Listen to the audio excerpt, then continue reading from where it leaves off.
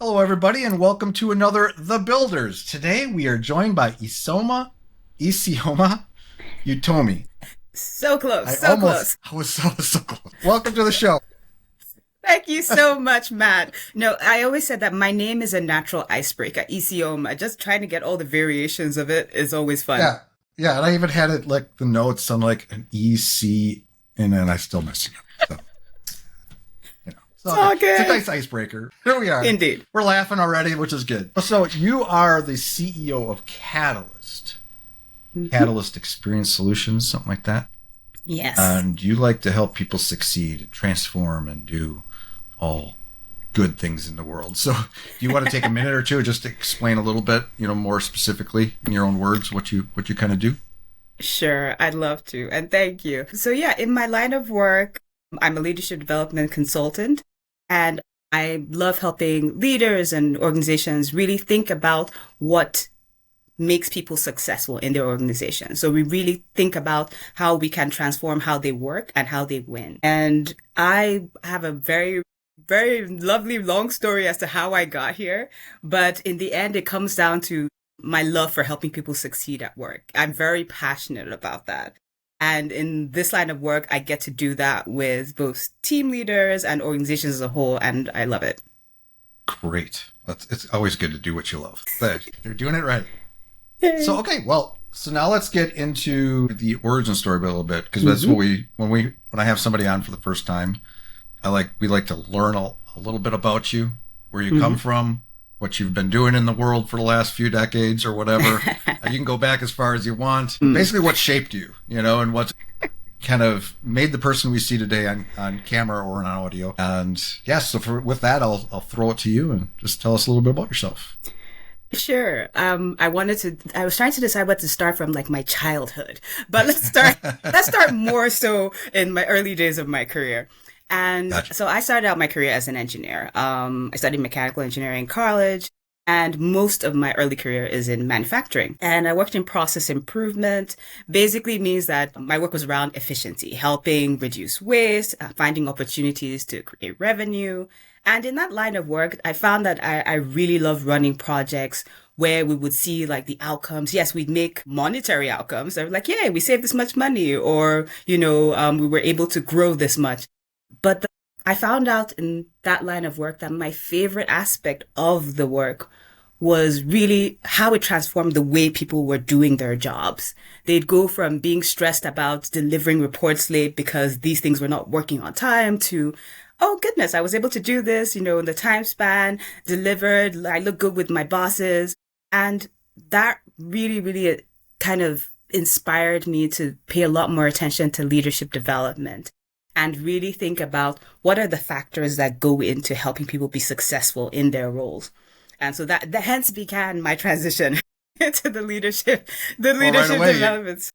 yeah, right away, like it sounds like the thing that you were enjoying was actually seeing that transformation and having an Yes. impact. Yeah. Yes, definitely. And it started gradually. Like a lot of people, the final push kind of came during COVID when I was reflecting on my life. And I'm just like, oh, like, I've really been wanting to do this for a while. Now there's no excuse left in the world to take Right. action. And Right. so I started out doing, small workshops, mostly targeted at team leaders and managers, helping them really think more holistically about what goes into success at work. And so over those years, I developed a framework for doing that. And I call it the PEER framework. So PEER. And it's really helping you think through all the factors that kind of go into achieving your goals. And it starts out with priorities, understanding what your goals are, understanding what your purpose and focus is related to your work. And it's really about being like authentic and like whole in your role. So I think about things like, I love anime. How do I integrate that into like the things that I love? It's the reason why, I can talk about like, building grit and also talk about solo leveling because that character is like one of the characters that always like is constantly pushing towards their goals, really allowing people to be themselves in their role, but really, really leveraging their strengths to achieve what they want. Okay. And then we talk about like their education, what kind of growth mindset they have a growth mindset, what kind of skills that they actually need to be successful in their roles. Because for a lot of people, I think many of us were like, okay, we just kind of go along, especially if you have like a professional career path in the organization, we just kind of expect at each point, we'll kind of know what we're doing, but you actually have to be very strategic about what is the next step in your career. And then talking about enablement, how does your environment actually support that success? From, your habits, your sleep habits, productivity, all those things. What really helps you to be successful in those roles, the technology that you leverage, which is a whole branch of discussion now, especially in the AI age. And of course, finally, relationships. Relationships, I kid you not, it's probably the most underestimated aspect. Whenever I had this conversation with any clients in the past, it was probably the most underestimated aspect of career success. Really understanding both the immediate relationships in your professional environment you needed to build, and then the wider network you needed to develop in order to really position yourself for a successful career. And so that's what I spent like a number of years focusing on, really helping more so individuals do that. But in recent years, especially because I've had a parallel life of working with a lot of tech startups on the African continent, and we see more and more that it's not just a matter of individuals wanting to be successful in the roles, but the organizations that they're in enable that success. And so I have more and more discussions with business leaders, with business owners, startup founders about how they're actively designing their organizations to help their people be successful. And that brings me to a lot of the work that I do now, really about thinking deeply about when you're building your organization as a business owner, as a founder, how are you really designing it both for your own individual success and then for the success of the people, the teams, and the organization as a whole. That was a lot. You've given me so many little like threads that I could grab onto here. That's great. No, that's good. I'll just randomly choose some stuff. No, actually, just for a second though, I'm always curious what the catalyst is and what the transition was from. Like you said, you were in engineering, right? If you don't mind me circling back for a minute, we'll get into this awesome stuff shortly. And so you were working for a company. You were and you were doing what exactly? You were. So I would say my first three jobs, I worked for Fortune 500 companies. I worked primarily in process improvement. My favorite job title was Six Sigma Black Belt. Always because you could hand someone your business card and half the time I get like a double take. They'd be like what? Black belt? Like, do you do karate? Is like that your job? I was like, no. We help to improve efficiency, make things work better, reduce costs. But I loved it. And it was the kind of role that really allowed me to explore like the whole organization. So I would have projects on the manufacturing floor, really seeing how can we improve efficiency, times like the lead time for our operations, to things like HR, where how are we optimizing the environment so that people are really getting the best out of the work experience. And so I really got to see how organizations work as a whole, both from the individual level and then from the wider team, and how everyone's work contributed to the larger goals. And that's really what brought me into understanding, the meaning of value in an organization. One of the topics I have often with clients is really having that discussion of going from someone who is doing tasks to someone who's creating value, because there is such a big difference both in the mindset and where you can potentially go, the trajectory of your career, once you can make that reframe from I do X, Y, Z every day to I'm adding this value to the organization. That changes so much for individuals, and also having organizations see that is extremely important in making sure that you are the kind of organization that is more agile, especially as changes occur. And so I feel like today you're kind of working for yourself, or you have like a company, and how was that transit? Like what was the catalyst? Was there an influencer, somebody that helped you, like, say you should be out on your own, or did you get tired of the corporate and you saw an opportunity somewhere to be able to help people more? I would say it's more opportunities, kind of where, when you're doing something you enjoy or kind of chasing on a thread, opportunities start to find you as well. It's very much kind of like the alchemist journey. If anyone's ever read the book, if you keep going in the direction of your dreams, you will eventually start finding things related to it.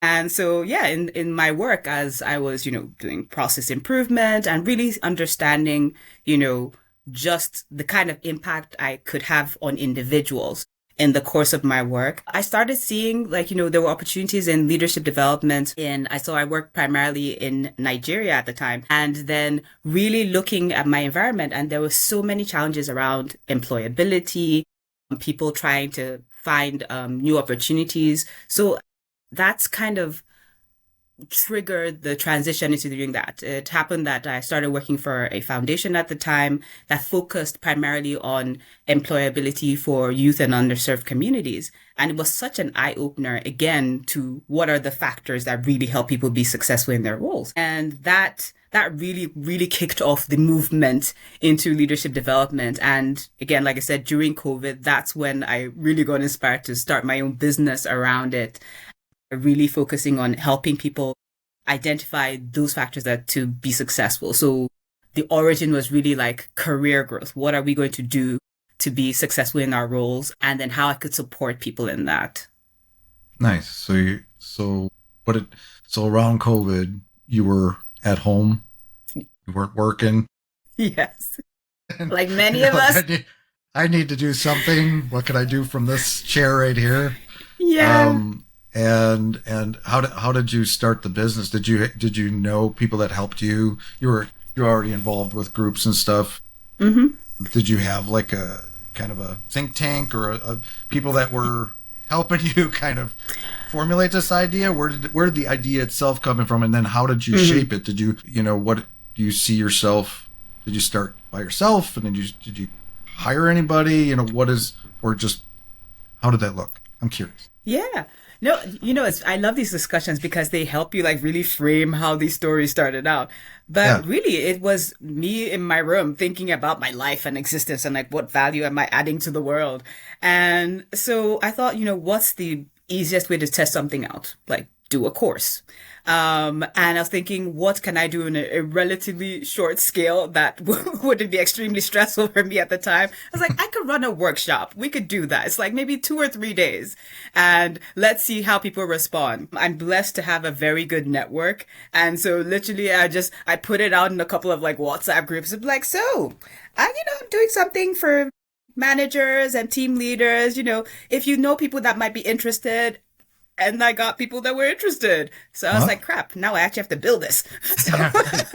Well, it's good, though. It's good to get, it's a qualified idea if people are actually interested. Exactly. And so then we had like the first workshop. I got really good feedback. And I was like, okay, we can do this again.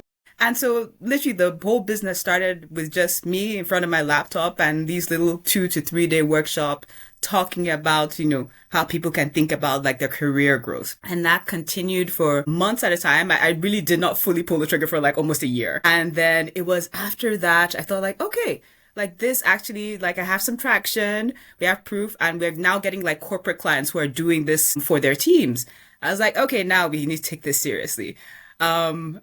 Honestly, it's so hard to let go of a day job, like consistent income. You're just like cash flow. But like once I did that, it frees you to start really thinking creatively about like, how your business can grow and thrive. I made my first hire then. And it's hilarious, especially if you've been running your own teams in larger organizations for a while. It's so different as an entrepreneur. Yeah. Like you're responsible for their salary. Right. Like, you're way more responsible. Yes. Exactly. Your decisions are going to affect that person too forever. Oh, yes. But it was also some like the best times because I really started learning my own, like really understanding my own leadership style. Mm-hmm. At that point in time, I'm very collaborative. I'm the kind of person that like, no matter what level you are in the organization, I would love your opinion. I want people's perspectives. And that has really helped shape how the organization has grown, how we interact with clients. Even now at this moment, if I'm, out of the country or somewhere else, I know I can trust my team to, run a program, for instance. And I love that. I love, having a degree of autonomy, but that responsibility, because I'm a firstborn. So responsibility is never far from my mind. But I love that the responsibility, it's a good feeling because I know that people depend on me. At the same time, I trust them to do their jobs. And that's ultimately what I want to see for a lot more organizations, people learning design and structure organizations where they don't feel chained to it, and then are also providing an environment where people can actually thrive. Okay, so there's two other threads I'm going to pull. I don't know why I'm calling them threads today. But, well, first of all, the relationship thing. And I think it's interesting, you know, as you tell your story, and you were involved with larger businesses, but during that time, it sounds like you kind of built a network of people and that you interacted with in different ways or different groups. And so when the time came and you needed you wanted to throw an idea out there, you had people to throw it out to, but that just shows them the power of a network and getting out there and finding your people wherever it is, WhatsApp or whatever. And then to see that, you know, you're leveraging all the skills you had over the years, and then hiring somebody, and it's very cool. I love seeing that evolution, like mapped out. And then tell us, before I get into the other thread, tell I'm all over the place. Your location, your because when I first talked to you, you were in Nigeria. You're in the States now because you're traveling, you're visiting. You said you have family in both kind of continents or whatever. So tell us a little bit where you are geographically, and like is your company kind of more focused in Nigeria, or is it more international? Definitely, my company, I'm based in Nigeria primarily, but I do have an international audience. I was, again, very privileged to grow up and go to school in different countries. I went to boarding school in England for my A-levels, went to college and grad school in the States. I have family everywhere. So there's a pretty good chance at some point during the year I'm in some other country. But it's great. And it's given me a perspective, a very global perspective. I've seen people grow up and live and work in different environments. And I think that's more of what we need in work and life today, because people come from everywhere. And it's important to have empathy and understanding and really like a global perspective in our business these days, because you could get clients from anywhere. And I love that, because even when I was in the early workshop days, and I would have somebody who'd randomly sign up for my course from like the Middle East, and somebody from Latin America, and I'll just be like, how did you find me? Yes, right. So, but I love that. That's the world we live in now. So, and it's great. Yeah, I remember and I've been online for 20 plus years and doing a variety of things, mostly web design development in the last 15, but I remember, especially even years ago, like it's amazing how connected we are now. Like to be able to like in real time talk to somebody, on, some other continent somewhere. And I remember having customers too that used to sell products. And I'm like, how is this person on the other side of the planet? Why are they even, buying my product or whatever? But it's great. I think I always think that being able to leverage something unique about yourself is good. I mean, there's so many experiences we all have in life. And I had a friend of mine tell me like 10 years ago, I remember we were talking about what I was doing at the time. And I'm like, I wish I would have done this, and that, and the other thing in my life. And he's like, no, everything, all the experiences you've had, all the different things you've done makes you unique in who you are. And then from that point forward, I was like, this is something I can leverage, all these other experiences I've had. And it sounds like the same for you. It kind of makes you, it opens your mind. You see things a lot differently than somebody that's been just in their little silo wherever they live, never been outside of their town or whatever. So that's great. And it's awesome. And I definitely consider it a privilege in life to just have had the opportunities, especially very early in my life, to do that. I think it really shapes the way people think, the way you interact with others. But like I always say, learning is a lifelong experience. And so it doesn't matter if you've never left your hometown till like you're 40. Now is never too late. Go like take a train to the next city, whatever it is. I think that so long as you approach your life from a learning perspective, you've never like failed until you're like dead. So just really that's my belief. So if there's like an opportunity to do something you wanted to do for a while, do it now. Like, why not? That's good advice. Yeah. So I still have time. Plenty. So let's get into that's into you mentioned organization and building an organization, the structure in an organization to, um, from that angle, like building a better organization for teams and stuff like that. Yeah. Can you speak to that a little bit more? Because I think that is very interesting because, first of all, what are the problems you see when you come into an organization and what are they doing wrong? How should they structure things? Because I think you were talking about even your own teams. You sound like you have more of a flat organization where it's very collaborative and everybody, anybody in an organization can come to anybody. And I love that because I've worked for one corporation in my life for several years, and it was like that, where the founders, I kind of were friends with the founders, but that helped. But it was kind of established that it doesn't matter. We're all working together. But anyway, so let me know your thoughts on that. Oh, yeah, no. There's so many different perspectives when it comes to working with organizations. So I've had the benefit of working from, huge multinationals. Fortune 500 companies are highly matrix structured, basically meaning like, there's so many levels at every point. Right. They literally, the levels have numbers. That's how many there are.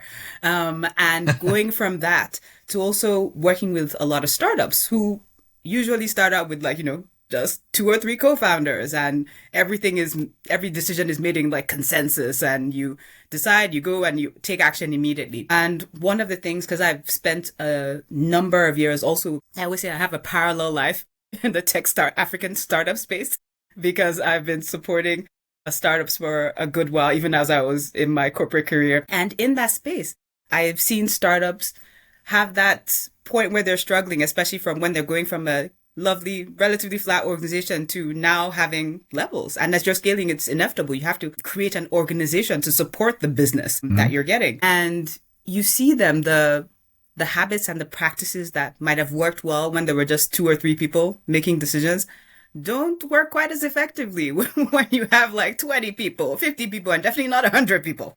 Right. And so as they're growing, they start seeing these pains of like, we don't make decisions the same way. Our culture isn't automatically translated as it was when you were only like 2 or 3 people. And it starts to cause little cracks in how your team operates and how, you achieve your goals. And so one of the things I always talk about is having a common language for success in your organization.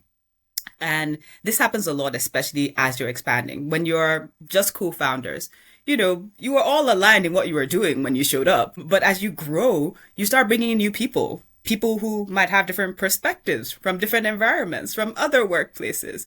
Their values might be different from yours. Their definition of what, constitutes a successful day might be very different from yours. And so you actually have to be intentional about delivering that, creating that in your environment. It's straight from when you have your onboarding for new people. How do you integrate the culture of your organization into that? How do you display that? And for a lot of people, values, when you see company websites and they have their values, innovation, like camaraderie, whatever. Really broad.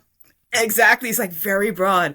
But especially in growing organizations, it can't just be, a lovely little note on your website. It has to be part of the DNA of your organization. So you have to think very, very clearly as a founder. Take the time to think as a founder. What is it that makes my organization innovative? What things do we do that actually make us think that innovation is part of our culture? It can be straight from the way, you interact with each other in meetings. Are you the type of people that are open to new ideas? Do you shut down someone who just says like, oh yeah, I think this, and we're like, no, I like my idea best? Or are you the kind of founder that says, oh, that's an interesting perspective, tell me more? Because innovative environments have to inherently be more collaborative. They have to listen to different opinions and different voices, because that's what allows you to access new opportunities.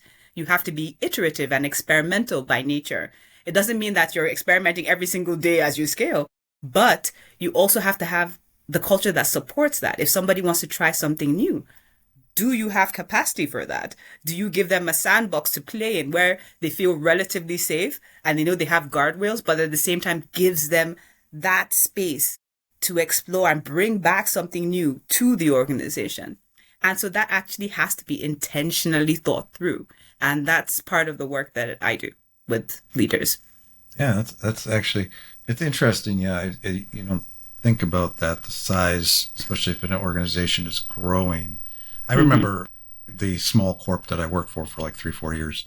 I remember somebody in the leadership team was like, the people we have today, we're going to need different people at the stage we're going towards, or whatever. Like the people have to change, and but also I would imagine like just how you interact with different, because when you have so many new people coming in, it's got to all start with the hiring though. Like you have to, how do you I mean, do you, in the conversation you're having, the interviews you're having, or even through just looking at their resumes, like how do you, I mean, you have to be conscious and kind of identify the traits you're looking for your organization that somebody would fit into your culture. Because I mean, I hire too, and I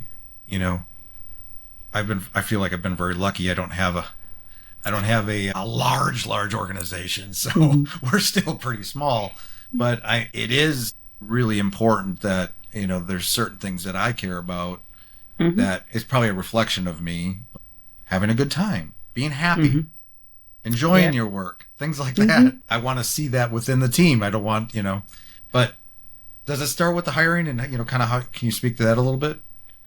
Yeah. So I would say that your hiring and onboarding are some of like the most important aspects for getting people and then ultimately retaining them. So one of the reasons why, again, we always start with your priorities and understanding like your values as an organization, because you can't hire well unless you understand what is actually important to you and like can actually document that. Because it's all well and good to say like you want the best people for your organization, because you can have people who thrive, like, and I see this a lot with startups that they get funding, they're growing real fast, and they'll hire somebody who comes from like huge company background. They're used to working with like massive resources and things like that, and they come to a startup and they flounder because they're not used to this environment where everything is so scattered. It's like, I'm looking for the documentation, there is none. That's like similar to having the right people at different stages or different. I was actually speaking to somebody recently about that on the podcast. They were talking about how, like, you're bringing in somebody that's been in a completely different type of organization. Yeah. Not good. Yeah. And it doesn't mean that they can't, but it also means that you have to ask the type of questions that will indicate that, one, they actually want to work in that kind of environment and that they would thrive in that. And if there's any concern about that, how are you also supporting them in that? So one of the, I would say, is underrated practices of good leaders and managers is just having like one-on-one discussions. And I know I think there've been many things in the news lately about people, whether they believe in one-on-ones or not, and size of their teams. But I think there's a lot of value to be gained from one-on-ones and having a regular interface, especially with like newer hires, if you're a manager or if you're the founder of an organization, because it gives you such insights into what is challenging people at any point in time. A lot of the time, your job is to really remove the obstacles in the way of your people. If you are someone's champion, so champion is means somebody who's basically, clearing the way for their people. And a lot of times people struggle because they don't know that you are their champion, or you don't identify as their champion. And so they struggle with things that you could be like, I could fix this in like 10 minutes if you just told me. But the opportunity to do that is usually through one-on-one conversations. There might be things that they might not say in a larger team meeting. There might be things that, they just didn't know that they didn't know when they got the job.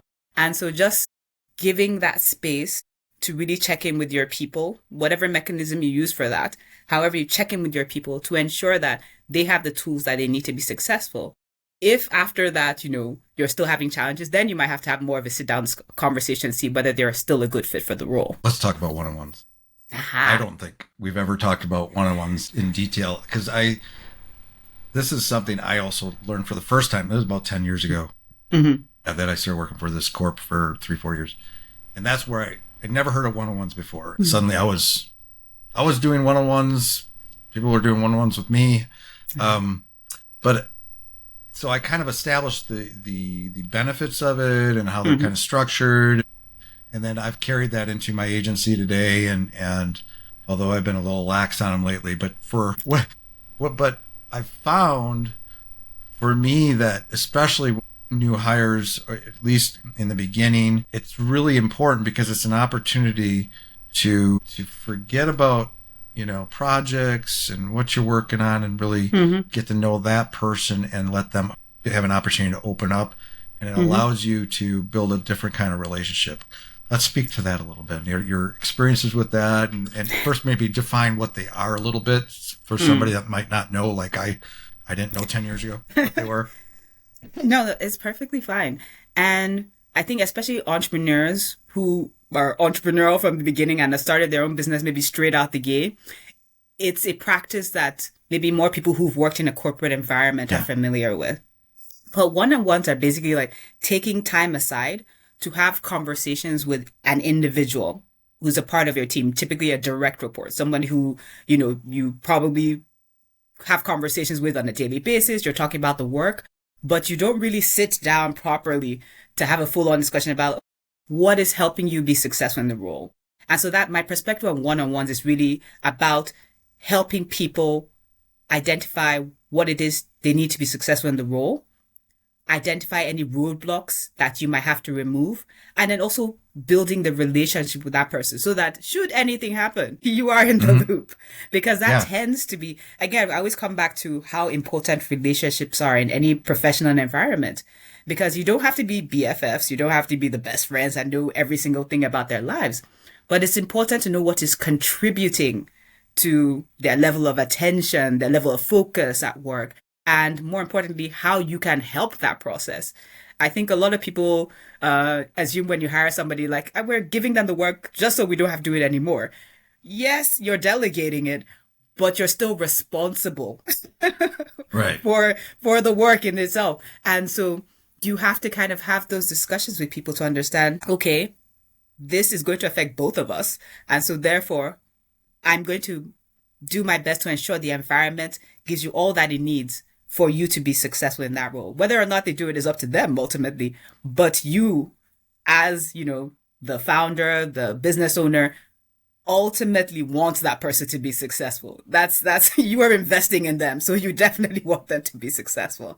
And so the one-on-one is really just an opportunity for you to identify that on a regular basis. And so one of the most important things about one-on-ones is to have a regular cadence. So that means just how frequently do you have those meetings? And for some people, it's fine to just do like once a month, like a little quick check-in, depending on the size of your team. It could be a little more frequent, but ultimately it's just like anything, like, people who have kids are the ones that most used to understand the power of routine.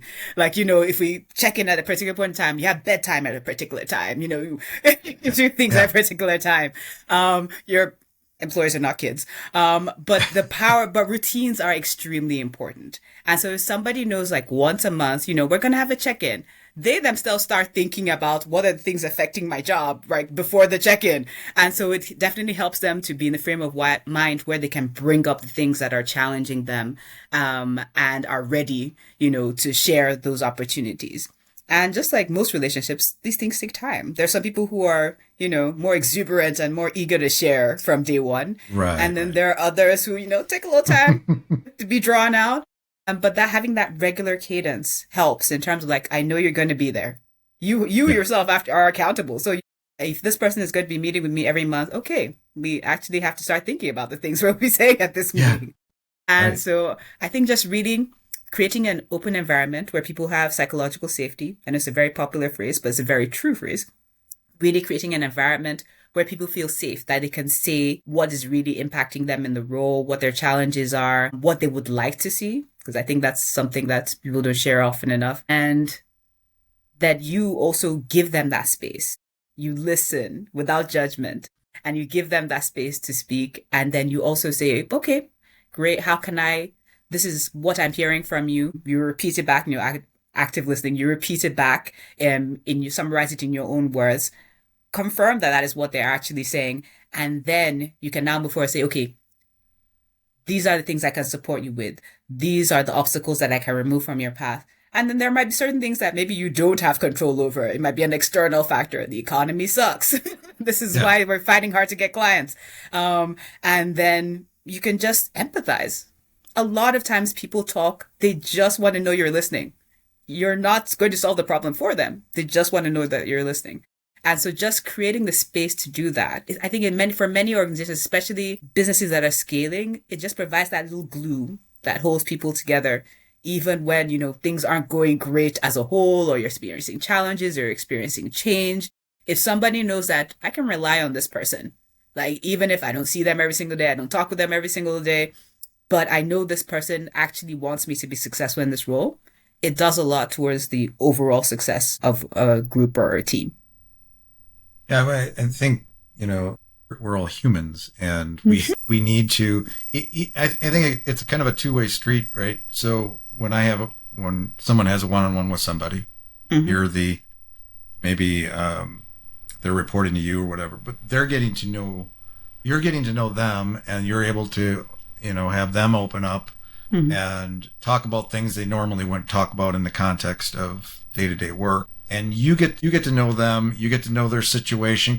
Like I said, different people open up in different ways, or it takes a while, or it just all comes gushing out. But from a leadership perspective, that's that is knowing and seeing the person rather than just somebody that's doing tasks on a daily basis and getting stuff done. Seeing the person and what they're all about, and their personality, and what their life situation might even be, is really, really helpful, because it helps you interact with them better. But it's also the other way around too, right? I mean, they're getting to know you a little bit, because you can open up during those conversations as well. And that just naturally happens.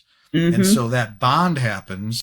And I think it really does make a big difference in the day-to-day even, and how they might come to you with problems or things like that, and they feel a lot more comfortable. So I love that. So I love one-on-ones. Yay for one-on-ones. So besides one-on-ones, that's one of the things that you I imagine you introduce organizations maybe that aren't doing that, or is there any other, big rocks that you've seen that organizations struggle with? That is it all related to kind of team, and is it a lot of the big rocks related to team and how you manage that as you grow, or what other thing is out there? We'll identify one more. So we look at organizations holistically. It's not just, team interactions are extremely important, but it's very interesting in terms from a technology perspective, how we leverage technology in our work. Obviously, there's so much happening in the AI space right now.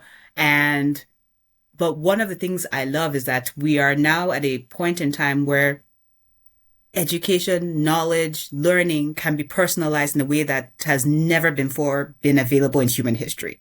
Right. And so there's almost no excuse now not to support your people, both with upskilling, both from a technology perspective, from a leadership development perspective. And so really thinking, how are we preparing our people for the future work? How are we making them future ready leaders? And in that perspective, that's why interestingly enough, a lot of my work, aside from thinking about organization design, we also do a lot of training around basic AI literacy and things like that. And it's because people recognize just how important it is to start leveraging technology in the day-to-day of your work.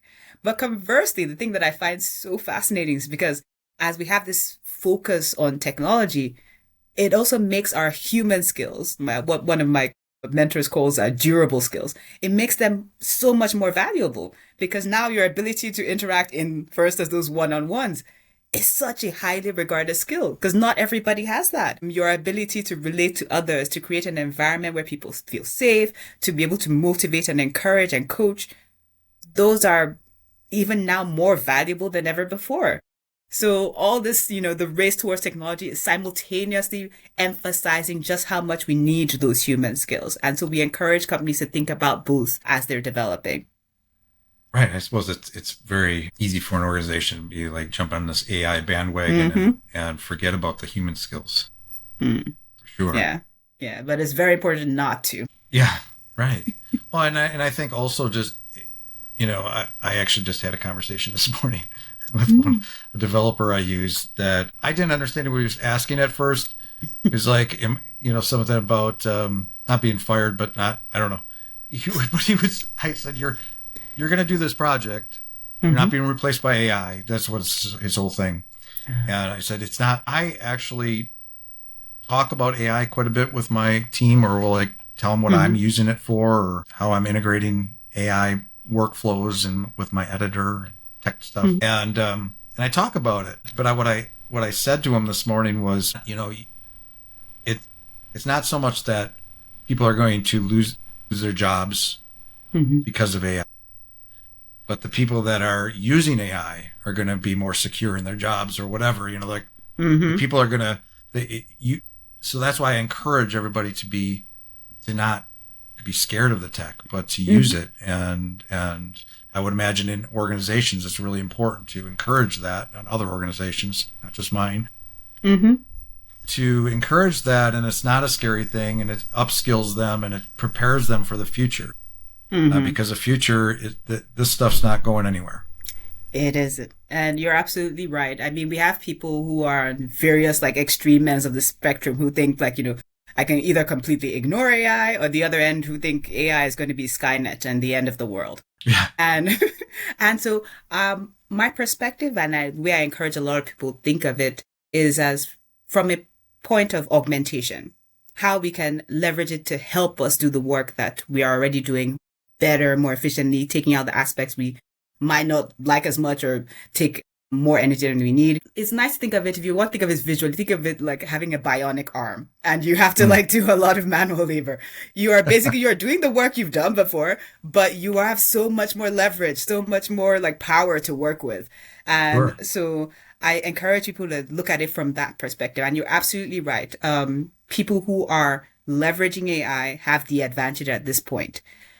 Basically, the jobs of the future, and there will definitely be a lot more economic consequences to how we leverage AI as a society. But if you are already learning how to use it in your role, understanding how it affects your business, you're already ahead of the game.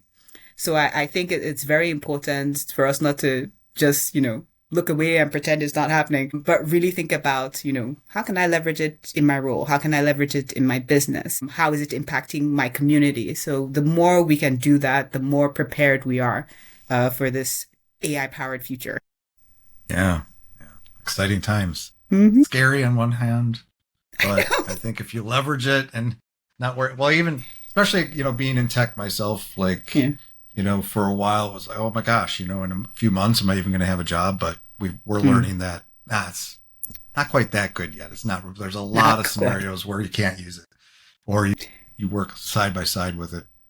And think about even in your own kind of work, like agencies, they're highly service-oriented roles. More and more, you'll be looking for that hand-holding aspect to a lot of people don't want to just push a button and some machine does something and be like, okay, but I need someone to tell me that was okay. Yeah, right. Exactly. Yeah. Well, yeah. I mean, that's how I've kind of framed it is,